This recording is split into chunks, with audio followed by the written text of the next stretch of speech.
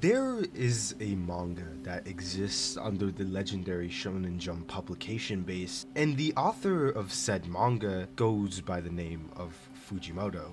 Whether or not that's his real name is yet to be confirmed, but I did a video on this man originally because of this manga, Hacksaw Boy.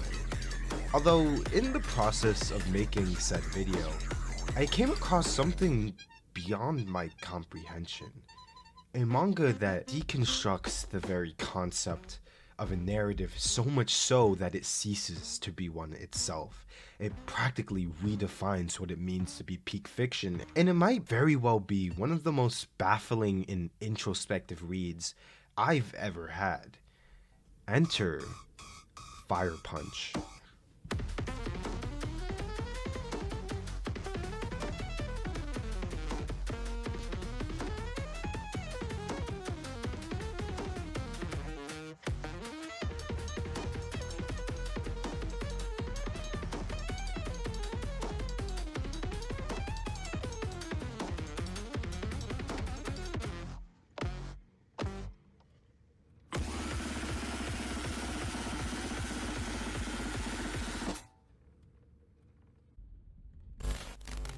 I love Chainsaw Man.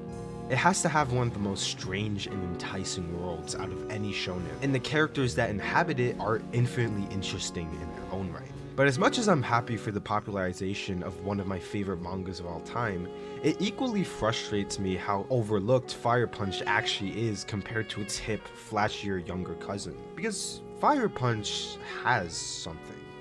A special something that nothing else in its orbit could even fathom to reach. When I made my video going over and giving my thoughts on every Fujimoto work, something happened with Fire Punch.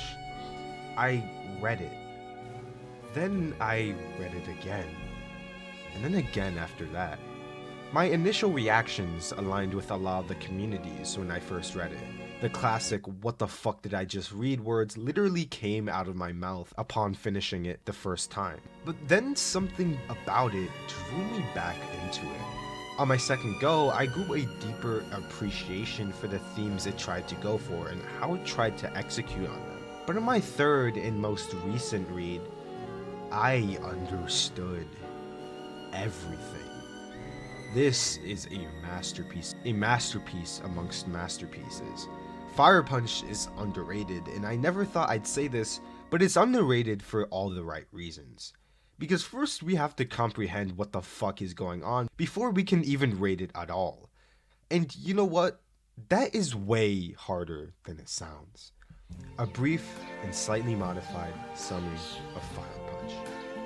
So this is a post-apocalyptic Earth, and said apocalypse can be attributed to a single entity that goes by the name of the Ice Witch, who's apparently responsible for the world being cloaked in never-ending snowstorms. And as the story goes, the Ice Witch is just one person gifted by God with world-ending powers.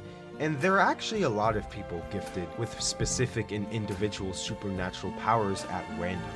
Like for example, our main character was born with the power of super quick regeneration, and his little sister also has that same power. The village they live in consists of barely alive, very old people. But when we get introduced to a lot of them, we are confronted with a man who's on his deathbed because he refused to eat the food given to him. And that frames the question, why would he refuse food to eat if he was starving?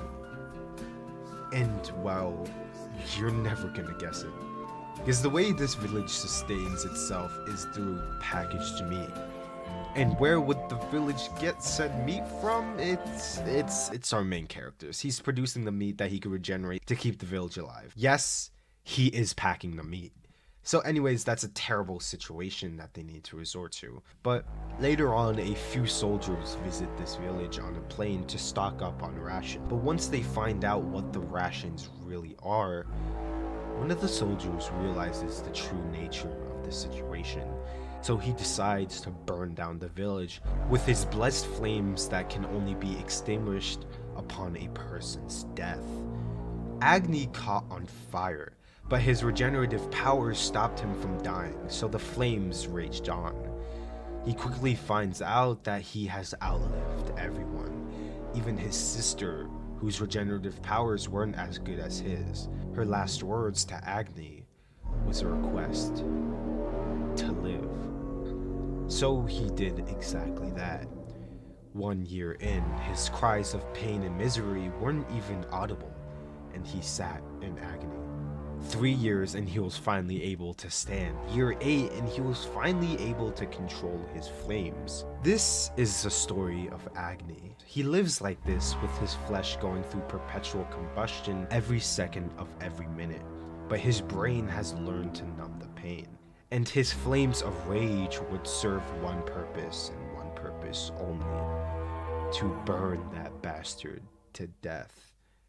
So yeah, that's the story, and on a completely shallow level of analysis, this sets the stage for a great subversive style of mannish shonen, and it's something that basically dodges every single expectation you might be inclined to have after glancing at the cover art. This is not a man that creates fire and punches people, as you may think. It's a man that is on fire and punches people. And this man isn't trying to achieve some heroic end goal or ascend to any grand status. He's just trying to exact revenge for his incesty younger little sister and getting set on fire. That is what this story is about. But short into it, this manga does something. Usually with a story like this, the story will consistently throw hints and lead the main character slowly through their search for that someone or that something that they're desperately trying to find. And this will happen throughout basically its entire runtime, with a clear rising action leading towards the obvious discovery of said thing as the climax. But 8 chapters into its 83 chapter runtime, Agni runs into that someone. 25 chapters in, we're told that person has died. So now what the hell happens in this block of runtime? Well, along with a lot of the questions related to this manga, there's no clear way to explain it. So basically we're about to do the incredibly convoluted roundabout video essay deep dive, but this time, trust me, this is gonna be worth it. Fujimoto is a weird guy. Honestly, one of the strangest men I've ever looked into, and definitely the strangest mangaka I've ever heard of. And that's really important because his strangeness reflects onto many of his characters inside his own worlds. If you've watched or read any of his other works, you know exactly what I'm talking about. The insanity that disseminates to a lot of these characters and spreads like a virus until the whole world is absolutely chaotic. It always originates from the Fujimoto-esque characters. So that brings me to the only way I stumbled upon to present why the hell I think Fire Punch is such an untainted masterpiece. The only way I found was to take the closest look at some of the most vital characters in the manga, with each character diving deeper and deeper into the insanity that this world proliferates. So why don't we start out with Togata? He is just, literally, inexplicably, transparently Fujimoto. And he might be one of the most interesting and simultaneously the most plot-driving actor in the whole series. But before we get to him, we need to paint the picture of what the man is clearly based on: Fujimoto himself. Not much is known about Fujimoto, except for that one time he made an account on Twitter impersonating his fictional little sister, the one time where he tried levitating by bunny hopping in the air, and also that extensive interview he did where he expressly admitted to enjoying being dominated by women. But other than that, the important stuff can always be inferred from his work. Like, for example, this guy is a movie nerd, to be more precise. And this is such a fact that it might be one of the most shallow things I could ever dig up from this man. But I'm gonna dig it up anyways. Goodbye Eerie is a critically acclaimed one-shot recently done by Fujimoto, and the whole plot is that the main character filmed his own mother on her deathbed, which might sound like the weirdest plot ever thought of, but the manga has an air of cinematic brilliance, where somehow the paneling would convey a pictorial sequence of events that looks true to life. And this is merely just one manga, where I think he executed on this aspect incredibly well. But in reality, he's been refining his craft for the better part of a decade now. There's also the fact of that one manga, I forgot what it was called again, but Fujimoto stated before that the whole idea came from an American movie series known as the Texas Chainsaw Massacre, which I don't really personally see the connection here. Maybe I'm not seeing something. In most, if not all of his work, he's gonna have some sort of completely out of left field reference to some movie.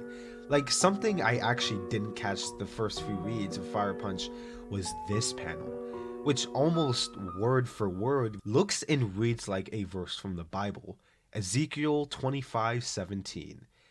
And the only reason that I know, and most definitely Fujimoto know this specific verse, is because of a scene from Pulp Fiction. He knows his stuff. So instead of his usual approach of just making random characters drop their movie references for absolutely no reason, he essentially just placed himself into the story to do that himself. That is what this character is. But to get into more specifics, Togata is a blessed individual who has regenerative powers, just like Agni. And because of his regen, he has lived for over 300 years. And because of that, he knows about things that normally would have been forgotten by all due to the extensive passage of time. Like, for example, movies. It's something that he literally can't go 2 fucking seconds without mentioning the newest Spider-Man, the fucking Matrix, or some other completely irrelevant culture-defining piece of media. He's always talking about it despite nobody really knowing what the hell a movie is in this world. Movies are really his only reason for living, but there's one slight problem. There are no movies left.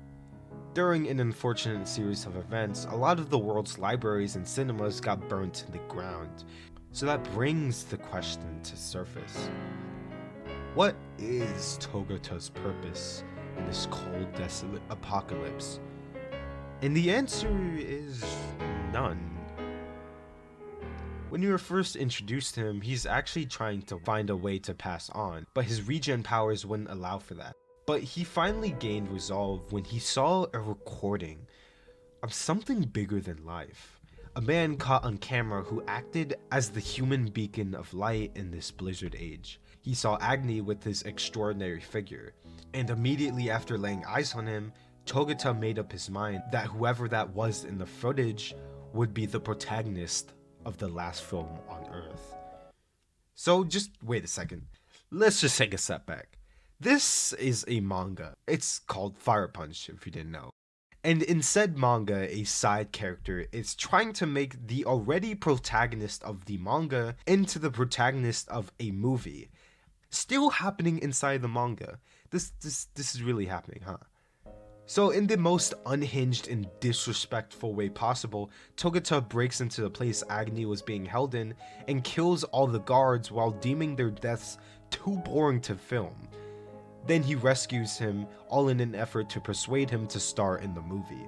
The main reason I want to cover the adventures of Togata is because he's the greatest example of someone who's distantly insane, where his insanity stems from the fact that he has lived for so many years that the plights of humanity and the value of those human lives has been numbed.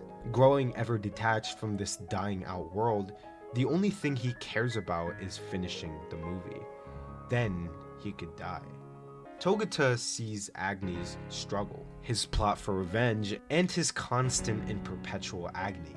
And all he envisions is an opportunity for the audience to connect to the main character and a potentially engaging plot. So to cultivate that potential, he trains Agni for being in the film, in the most downright incomprehensible way possible. Sometimes when I'm staring at some of these panels, I wonder if Togata is just some glorified American weeaboo troll. But when Agni's training is finished, they set out to shoot. When a director is shooting a scene straight out of their own expansive imagination, something very vital needs to happen. The puppets of his own stage set needs to realize him as their puppet master. When this is not the case, it becomes next to impossible to produce film. Agni is not an actor, neither are the various individuals Togata threatens with death, and people don't follow a movie script.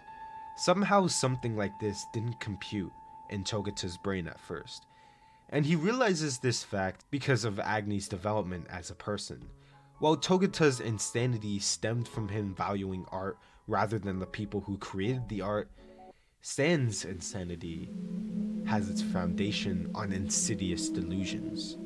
While San and many other characters in this manga have committed very, very fucked up and unforgivable acts, I could kinda see where that's coming from. Behind every callous act of robbery, or even to its extreme of murder, there's a father just trying to support and safeguard his bloodline from dying out in this cold and unforgiving world. It's understandable, but not right.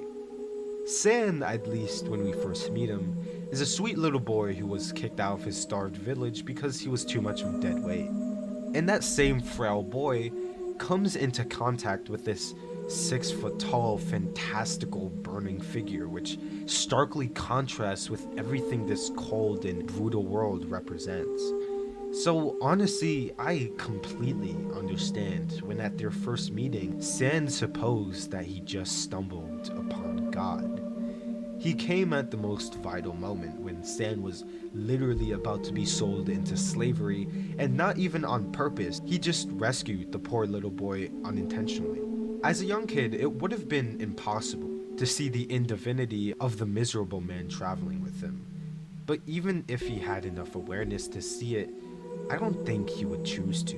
While the two of them were traveling with no real destination in mind, some unnaturally well-equipped soldiers came and kidnapped Agni. And while all of that was happening, the same soldiers took San away, because they discovered something within him: blessed electricity. Unfortunately, revealing that power backfired for San, because now they can get use out of him as fuel. Fuel for the endless built-up skyscrapers of Bahimdolg. In the underground layer beneath the bright city, they are sapped of their energy and blessing 24/7. But every night when they have a break, San tells stories to the others about his encounter with God. And even though the others know very well that this boy could just be making everything up, they listen and pray despite this. This is insanity by choice. Eventually, Agni does answer their prayers and he breaks all of them out. And that was enough to cement their faith. With all other major societies destroyed, most major religions died out, Agniism was born. And with the dreadful knowledge that life on Earth would likely die out in a short 20 years, it's set up to be the last religion on Earth. At first, Agni played the role of God well, but then he just disappeared. His greatest believer and supporter had to take up the mantle to lead the village. And like all the great religions, the believers never actually see the deity they worship a whole lot. But San knows where Agni is. He knows what he's up to, and he chooses to believe that this flawed and deeply broken man is divine. And this is where that leaves him. He falls deeper and deeper into denial, as the man he deifies parallel to him is sinking into the depths of madness. When they finally meet after a long 10 years, San doesn't see his own personal image of the god Agni in this vacant face, monstrous corpse on fire. So obviously he thinks this to be some sort of trial bestowed to him from God. San is a troubled soul. Through his crude and unforgiving environmental circumstances, he went through a cycle of internal self-deluding that resulted in thinking a burning corpse was God. And then he utilized that faith to do some really fucked up shit. But sometimes, even considering the absolute worst actors in a faith, the deity they worship might be far more fucked up. The insanity of Agni lies within a lot. Obviously, some of it stems from the terrible pain he's had to suffer because of his flames. Some of it definitely has to do with his village getting burned down at the ripe old age of 15. And of course it has something to do with his incesty younger little sister dying right in front of him. But there's something else. Something much more deep-seated. And it has to do with this. This is the Agni face. Hold the laugh track. The melancholic yet emotionless expression, the way the meticulous shading in his face hints at something breaking within him at a fundamental level. This is the face of someone who can't cry, who can't feel pain or feel anything, and is doing everything in his power to be happy, but failing. But before understanding what the hell this is and what it means, we have to travel all the way back to this panel. This is a very heartrending moment when you first experience it. At this point, Agni has been burning alive for the past few hours, and in the midst of unimaginable grueling pain, he wishes for death. But that one wish would be denied by the only person that mattered.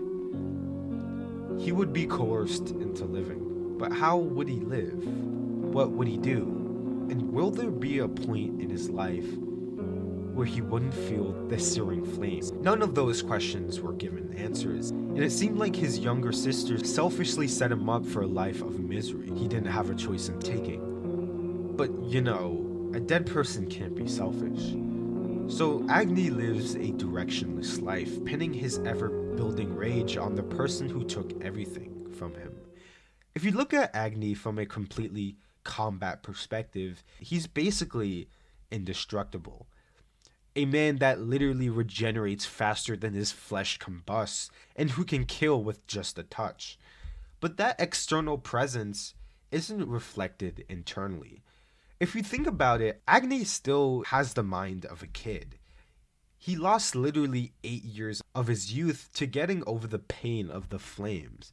So, to get this straight, this man stole from him his youth, his sister, his entire village, and blighted him with a pain that will follow him for the rest of his life. If there's one revenge story I could get behind, it's this. He gets on board with Togata and steals his resolve, as he's finally committed to finally get revenge. But midway through, he's faced with a dilemma. He could hear the cries of the captured slaves begging for help. He faces an identity crisis. Is he the brooding, antisocial protagonist whose only one core desire in this world to exact revenge against the man that wronged him? Or is he something more than that? Someone who doesn't follow a script made by somebody else, and someone that does what he wants to do. And he decides that he'd be his own person, irrespective of what Togata or even Luna would think. But in the process of making his own decisions and choosing what he wants, his borrowed external appearance made people think he was God. Now, this is probably the most extreme crisis he'd have to face. On one hand, being forced to act as some sort of savior to these people and carrying all their prayers is a massive burden. But on the other hand, being a god of your own religion actually seems pretty cool, right guys? I mean, I wouldn't mind it. Okay, maybe Agni didn't think so. So he eventually dipped out of there and he stumbled upon this. A hideout of sorts, and it was housing the man he once pledged his existence towards killing. At first, he's hesitant to commit to any action of retribution, and plus, this man he's been trying to kill for the better part of his life now has something to live for and something to lose. So Doma, that's his name, sees the indestructible man with decades worth of pent-up rage and anger standing right in front of him, and he does everything he can to convince Agni that he was not in the wrong, bringing up points that actually seem reasonably sound. Basically saying that if a population who's been conditioned to eat human flesh were to proliferate, then the entirety of the human race would essentially be fucked over. Agni realizes the validity in his statements, and how he didn't really have a choice.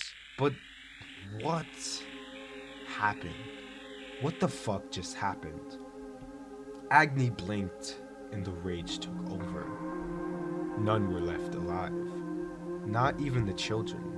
And Togata, wasn't he there a second ago? He burns alive, trying to save Agni from drowning, and before he passes away, he utters something under his breath, but loud enough so Agni can hear. Live.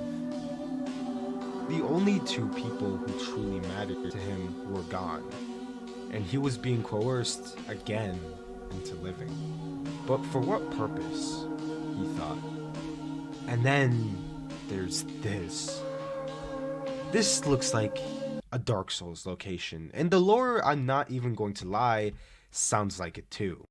So one of the big shots at Behemoth found out that by turning into a massive tree and taking the lives of every living thing on the planet, she could warm up the earth. So she does exactly that. But as it happens, this Behemoth soldier looks a lot like Luna. So thrusted into this new and life-threatening event directly after losing the only one precious to him, he starts finding ways to cope. So given the circumstances of, I'm not even going to explain how, but Agni's flames being removed and this person being rebirthed with no memories, he takes on the opportunity to start over. He begins to convince himself to think of this person as Luna herself, and it's a little bit strange. There's this term that whenever I bring it up, it's associated with a certain brand of 2020 memes, and that's gaslighting. And this one word basically explains their entire relationship. But it goes both ways. He's gaslighting her, but he's also gaslighting himself to preserve his fickle sanity. But even if he's hidden the truth under so many layers, somewhere down there he knows the truth. That this is actually someone he should despise. She is actually partly responsible as the head and founder of Behemoth for his real sister's death. There would be times where he can't forget, and filled with shame, regret, and worst of all, guilt, he didn't want to be there anymore. This is not Agni. He would definitely never want this. He'd probably be disgusted by his actions. Who is Agni? Well, Agni doesn't know. All he knows is that this is what makes him feel happy. So Agni, whoever that may be, is right where he wants to be. So that is the origin of the Agni face. But what does this all mean? Is it really just tearing this man down because the author is just some sociopath? I mean, yeah, that's honestly probably part of it. But is there also some greater meaning behind it? I think there is. You see, Fire Punch is a story about, well, you can't really give one way to describe it because it's about so much. It's about humanity's final struggle against nature. It's about a man being on fire, but we're missing something really pivotal here, and that's identity. When there's a predicament as dire for humanity as we see in Fire Punch, there's not really much opportunity to do much with your life. Ways to express yourself are basically non-existent. So therefore, people genuinely lose their minds, either by choice or through the constant extremities of the world. But there's one man who might have it the worst. A tall man with a muscular body that he built in order to handle the flames constantly burning him alive. Every ounce of his individuality has been stripped away from him, and he's forced to live a life that he had no say in living. Nonetheless, he tries to gain an identity through the loss of his own, and that ends up not well. So in a world that's constantly trying to put him down, while the people around him are dropping like flies, what is his purpose in this world? Well, in the ending to the manga, which is slightly controversial, Agni is reborn as a blank slate in a world that has apparently warmed up a little. He has been given the name San for whatever reason, but he's not content with his current identity. An identity that doesn't even involve being on fire or living in constant blizzards. So what's the problem? He felt as though there was something missing, core to himself. Or maybe someone. Then he witnessed Togata's film about someone simply named Fire Punch. And before he knew it, he found himself with a clenched fist. What this story is trying to say, I don't know. I don't even know if it's supposed to have some clear message to it at all. I just know that when I see this man living in a world of shit, masquerading along with a stranger as siblings, that something went deeply awry. Fire Punch to me is like a twisted experiment, executed in a way that dials up every facet of adversity to its pinnacle. Like seeing if a chicken could fly by dropping it from heaven. And in this case, humanity doesn't fly. They stay human until the end. Nothing like supernatural blessings will make them change. They'd rather go insane than to evolve past others. Agni is evidence for that. Even through many years of incessant torture, self deluding, and even memory wiping, he still wants Luna. And he'd wait until the literal heat death of the universe to meet her. This is a story that means a lot to me, but the identity thing was the one that kinda shook me the most. It's executed in such a vague and absurd way, and that's exactly my vibe. Obviously, Fire Punch won't be for everyone, but if you do vibe with it, I'm sure you'll come to understand a lot of what I'm saying. That's pretty much it. See you guys.